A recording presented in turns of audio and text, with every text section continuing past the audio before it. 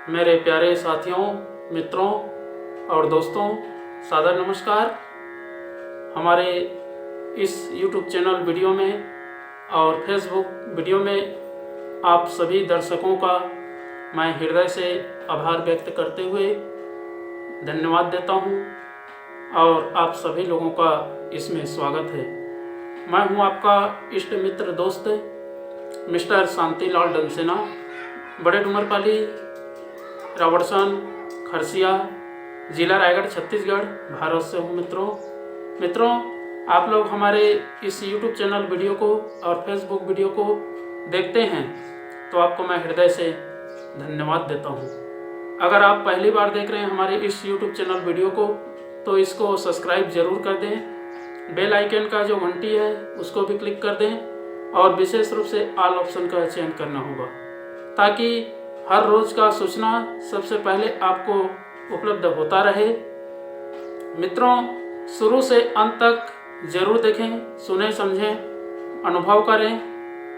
मन कहे, उचित लगे, अच्छा लगे तो आप हमें एक लाइक जरूर दें और इष्ट मित्रों के पास शेयर भी करें। अगर कोई विशेष संशोधन की आवश्यकता है तो आप हमें कमेंट बॉक्स पर सूचित करें और आगे के लिए हमें मार्गदर्शन भी दें, क्योंकि आपका दिया हुआ मार्गदर्शन हमारे अद्भुत और श्रेष्ठ जीवन का आधार है। मित्रों, कर्म सबसे ऊंचा है।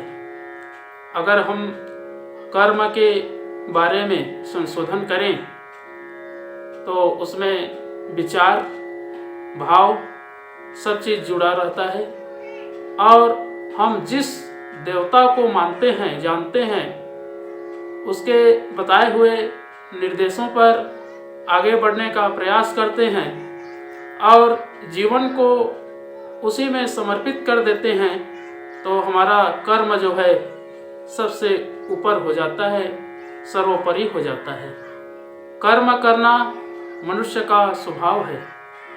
भावनात्मक विचार और क्रिया शक्ति का उपयोग तभी होता है जब अंदर बाहर से व्यक्ति सत्कार्यों के लिए सद्भावना से ओतप्रोत रहता है। सत्कर्म करना ही मनुष्य का आधार है।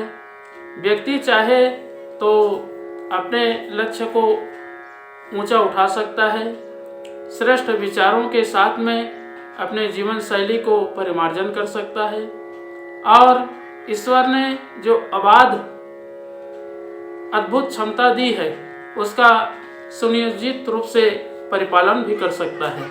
मित्रों, कर्म करना अत्यंत आवश्यक है। चाहे आप 56 भोग भी सामने में रखें लेकिन उसको हाथ से मेहनत करके मुंह तक ले जाना पड़ता है और उसको चबा करके ग्रास नली के माध्यम से पेट तक परिश्रम करना पड़ता है। कर्म करना ही पड़ता है। चाहे आप कितनों जप, तप, ध्यान, योग, साधना, पूजा, पाठ, अर्चना कुछ भी कर लें, लेकिन कर्म के बिना सारा वृतांत अधूरा है। इसलिए कर्म करना ही पड़ता है। भगवान ने गीता में कहा है, कर्मण्येवाधिकारस्ते मा फलेषु कदाचन। केवल कर्म करने का अधिकार है, ईश्वर के दिए हुए स्थान को परिवर्तन करने का अधिकार नहीं है। हम इस कर्म को करेंगे तो इसका प्रतिफल ऐसा होगा। यदि ऐसा सोच करके कोई कर्म करते हैं तो आखिरी में वह दुख ही पाता है और इस जीवन को नरक की ओर धकेल देता है। इसलिए मित्रों, कर्म करना व्यक्ति का स्वभाव और चरित्र चिंतन व्यवहार में परिणत होना और कर्म करना अत्यंत आवश्यक है। कर्म के बिना सारा ब्रह्मांड अधूरा है। कर्म ही व्यक्ति को ऊंचे शिखर तक पहुंचाता है। कर्म के माध्यम से ही आदमी आगे बढ़ता है और मानवता को भी प्राप्त करता है। व्यक्ति के अंदर व्यक्तित्व का विकास तभी होता है जब वो विचार से, भावना से, कर्म से परिणत होता है। व्यक्ति मनसा वाचा कर्मणा तीनों को एक बना करके चलता है तो अपना लक्ष्य को भी आसानी से प्राप्त करता है। यदि हम सोचते कुछ और हैं, बोलते कुछ और हैं, करते कुछ और हैं, तीनों जहाँ भिन्नता है वहाँ पाखंड का निवास होता है। इसलिए मित्रों, मनसा वाचा कर्मणा को एक बना करके चलना और कोई भी कार्य करते हैं तो उसमें समर्पण की भाव व्यक्त करना सबसे अत्यंत आवश्यक है। तभी हमारा कर्म सर्वोपरि होगा।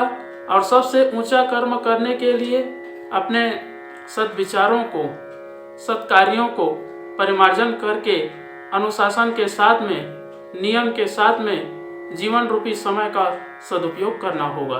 तभी इस जीवन की सार्थकता है। अन्यथा कितनों भी सोच लें, विचार लें, भावना से ओतप्रोत हो जाएं, लेकिन कर्म ना करें तो फिर सब निष्ठुर है, निष्कलंक बन जाती है। इसलिए अच्छे कार्य करना परम आवश्यक है। मित्रों, जब तक हम कर्म करते हैं तो उसमें अनासक्त भाव की आवश्यकता पड़ती है। अगर हम कोई कर्म करते हैं और उसमें आसक्ति है तो फिर स्वार्थ कहलाता है। और स्वार्थ में परमार्थ कभी नहीं होता।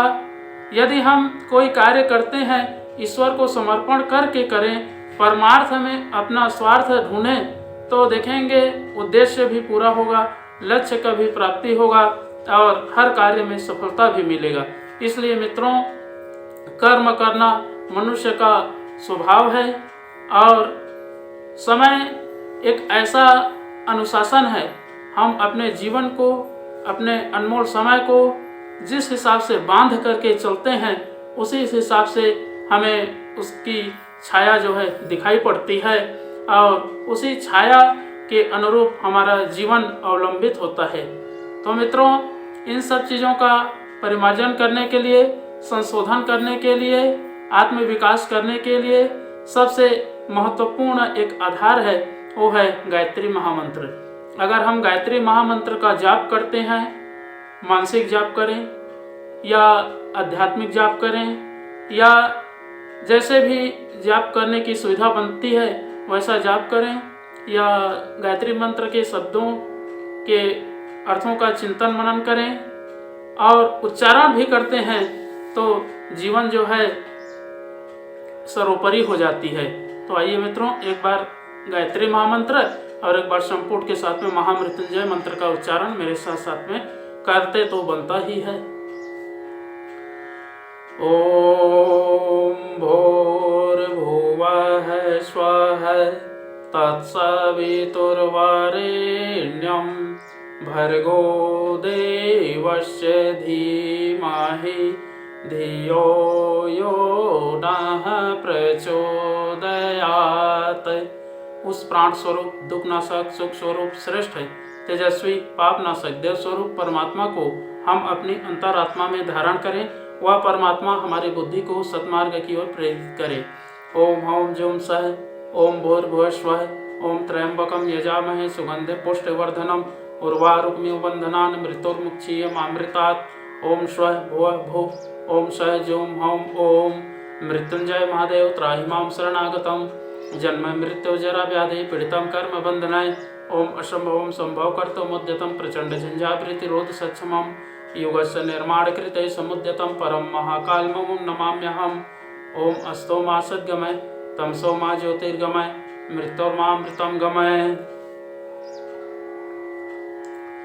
परम पूज्य गुरुदेव, वेद मूर्ति, तपोनिष्ठ, युग दृष्टा, युग प्रवर्तक, युग ऋषि, पंडित श्री राम शर्मा आचार्य जी, परम वंदनी माता जी भगवती देवी शर्मा जी और आद्य माँ गायत्री माता, धरती माता, भारत माता, प्रकृति, पर्यावरण, सूर्यदेव, महाकाल भगवान, सरस्वती माँ, लक्ष्मी माता, सभी ग्रह नक्षत्र, अखिल विश्व ब्रह्मांड के सभी देवी देवताओं के सूक्ष्म संरक्षण में जितने भी हमारे YouTube चैनल के माध्यम से या Facebook के माध्यम से, व्हाट्सएप स्टेटस के माध्यम से वीडियो देख रहे हैं, सुन रहे हैं, समझ रहे हैं, ऐसे हमारे प्रिय आत्मीय, आदरणीय, सम्माननीय, परम हितैषी हमारे देवतुल्य भाइयों, देवी स्वरूपा माताओं, बहनों, आप लोगों को मेरा सादर प्रणाम।